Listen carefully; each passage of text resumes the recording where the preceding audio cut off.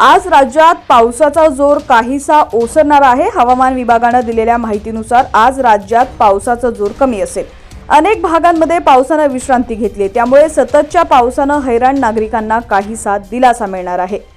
कोकणातील आज फक्त रायगड आणि रत्नागिरी या दोनच जिल्ह्यांमध्ये मुसळधार पावसाचा येलो अलर्ट देण्यात आलाय। उर्वरित जिल्ह्यांमध्ये हलक्या पावसाचा अंदाज वर्तवला गेला असून कोणताही अलर्ट दिला नाहीये।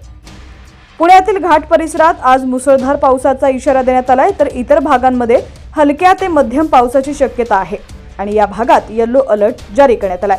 मुंबई शहर आणि उपनगरात मध्यम पाऊस पडण्याची शक्यता। इथं कमाल आणि किमान तापमान 31 डिग्री सेल्सिअस आणि 26 डिग्री सेल्सिअसच्या आसपास असेल। विदर्भात मात्र पावसासोबत दुसरंही संकट पाहायला मिळेल। विदर्भातील जिल्ह्यांमध्ये तुरळक ठिकाणी विजांच्या कडकडाटासह वादळ, सोसाट्याचा वारा आणि मध्यम पाऊस पडण्याची शक्यता आहे।